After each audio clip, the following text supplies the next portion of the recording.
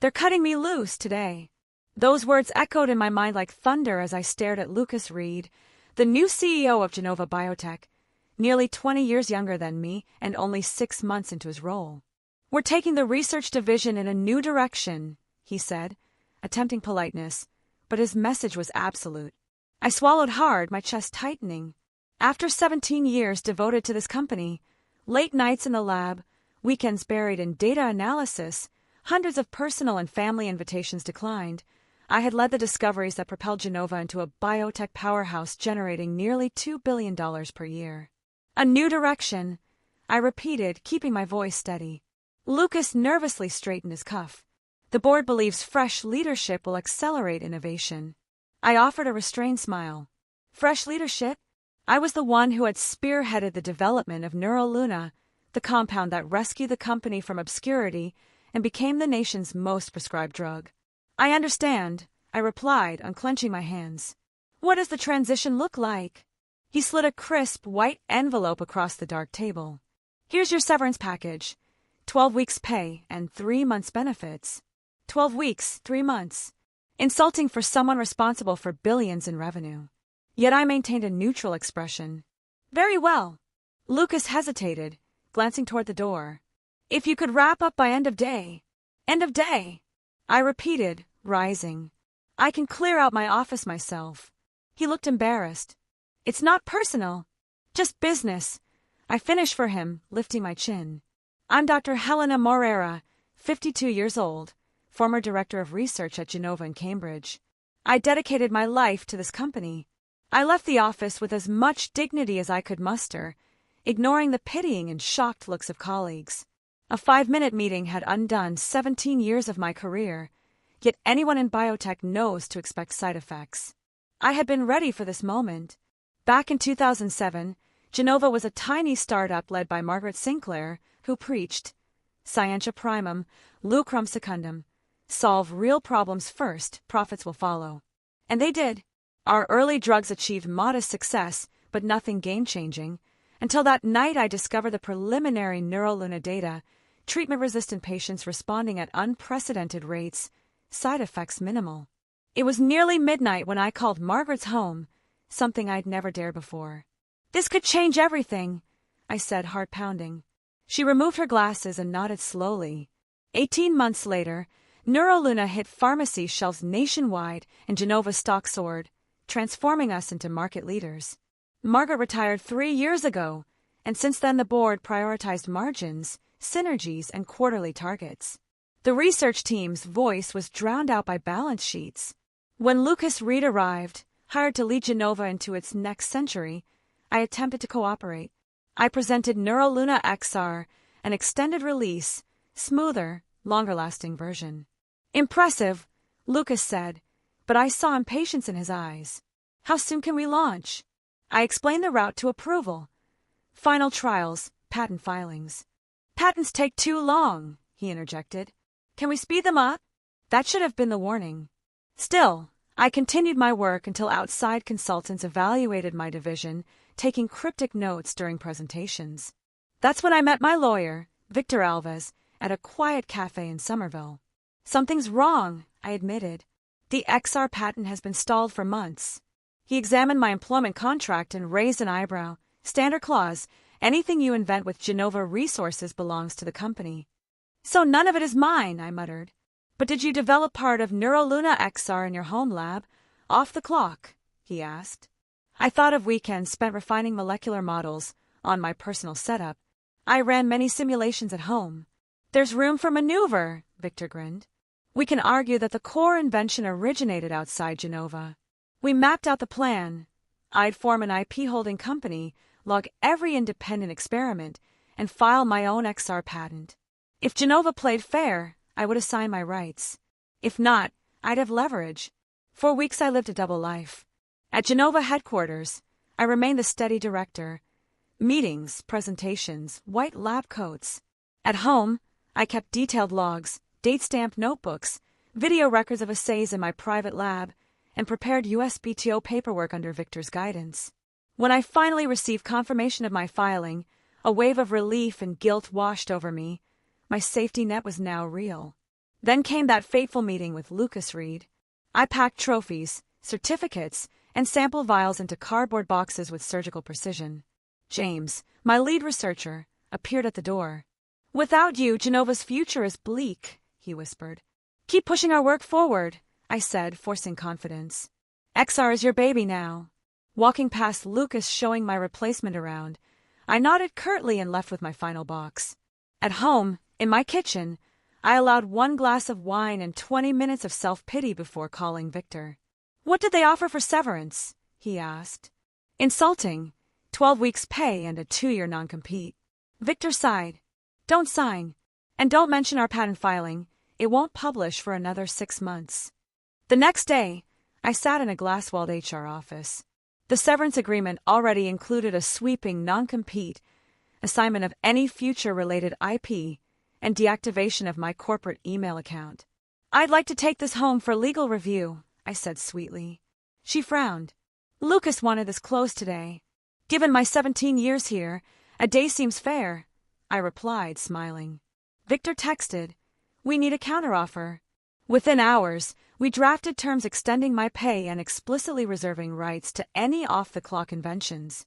When I presented it, the HR director blinked. "I'll have to show this to Lucas." 20 minutes later, I was back in Lucas Reed's office. His confident posture was gone. "You're asking for more severance and to keep some patent rights," he said. "It's fair compensation," I responded. "My records prove when and where the work was done." He bit his lip. "Our legal team could contest this and end up spending more on litigation than you'd pay me." "Unlikely," I said, letting the silence stretch. Finally, he slid the proposal back. "I'll take this to the board. Neuroluna XR launches next week in the meantime." "Sounds exciting," I said calm. "USPTO Thursday." Victor's message arrived. "All pending patents published this Thursday." "Even mine." I texted back. "Yours has priority," he replied. And then, either Genova quietly negotiates a license, or they sue you for IP theft. "You know Lucas," I wrote. "He'll choose to fight." Victor's grin seemed to light up my phone, then let the battle begin. The next morning, alerts flooded my phone. USPTO lists Neuroluna XR under Helena Morera. I silenced all but Victor's message. The market plunged 20%. "Genova accuses you of misappropriation." "Just as planned," I typed. Then, Verdant Labs, Meridian Healthcare, Terrain Biotech, all 3 want licensing rights from you directly. I paused. "Hold off any decisions. How is Genova responding?" "Emergency board meeting today. Lucas's job is on the line." That afternoon, the phone rang. Margaret Sinclair, Genova's founder. "Helena," she said warmly, "this is quite the situation." "Margaret," I breathed, relief softening me. "I'm sorry it came to this." "Do you regret it?" she asked. I considered.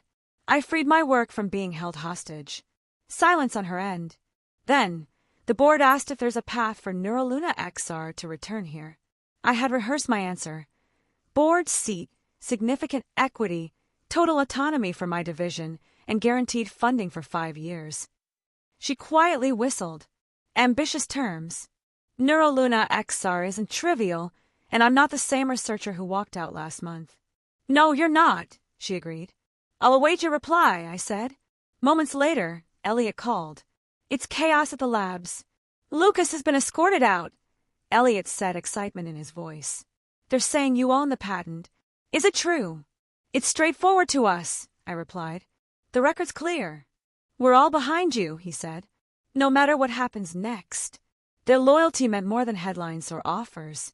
Over the next hours, Genova placed Lucas on administrative leave, code for he's done. The stock tumbled as headlines blared patent blunder costs Genova billions and independent scientist outmaneuvers Big Pharma. I declined interviews, intent on securing respect rather than publicity. Meanwhile, Verdant Labs offered not only licensing but the role of chief scientific officer of their new neuroscience division, full autonomy and proper resources. "What happened at Genova won't repeat here," they promised. Then came the formal invitation from Evelyn Harper, board chair. "Dr. Morera, would you and your council meet with us tomorrow?" Victor and I spent the night prepping for every contingency. The next morning, Genova headquarters buzzed with tension. Evelyn led us into the boardroom, where 6 board members and Margaret Sinclair, interim CEO, awaited. Evelyn began, "We face an unprecedented situation. We acknowledge our error in your departure and the handling of the XR patent." They outlined their proposal: reinstatement as Executive Vice President of R&D, a board seat, equity compensation, and a signing bonus, in exchange for transferring the patent rights back to Genova. Victor and I exchanged a look before I spoke. "Your offer shows you recognize my value. But I need assurances, unrestricted autonomy, and protection from future leadership changes." 3 hours of intense negotiation followed. By the end, we had a deal granting me expanded authority, a substantial equity stake, robust team autonomy, and favorable royalties, even as I ceded the patent. Margaret escorted me to the elevator and whispered, "You outplayed us all, Helena." I met her eyes. Sometimes you must lose everything to discover your true worth. The following Monday, I walked into Genova's main lab to genuine smiles and hugs. Elliot had arranged a small welcome-back celebration and handed me a mug reading "The Scientist Returns." "I'm not a queen," I joked, raising the mug. "Just a researcher who learned to value herself." 1 year later, Genova hosted a gala at the Grand Cambridge Hotel for Neuroluna XR's official launch, celebrated as the decade's defining neurological treatment. I spoke from the podium, recounting the scientific journey. The applause was heartfelt. Margaret Sinclair then took the stage. "None of this would exist without Dr. Helena Morera. Her brilliance gave us Neuroluna, and her foresight secured its future." The crowd cheered. My patent maneuver had become legend, a cautionary tale and inspiration across pharma. Margaret continued, "The board has approved the Morera Neuroscience Institute within Genova, fully autonomous and funded for the next decade." The announcement ignited fresh applause.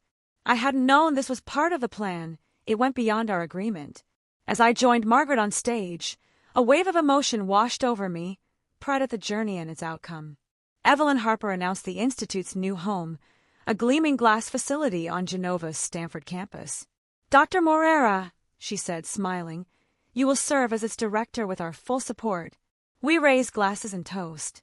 From the back of the room, I spotted Lucas Reed, now in a diminished role at a small biotech, watching with a tight expression. Our eyes met briefly, then he looked away. I felt no satisfaction in his downfall, only gratitude for the path that led me here. 6 months later, the Morera Institute opened its doors. The building was a marvel of modern design: transparent lab walls, collaborative pods, rooftop gardens, crafted to spark creativity. My team had grown from 12 to 40 researchers, drawn by the promise of true scientific freedom. On opening day, Evelyn toured the main lab with me. "You've built something remarkable," she said. I shook my head. "It took losing everything to make this possible." Evelyn smiled thoughtfully. "The board has learned its lesson.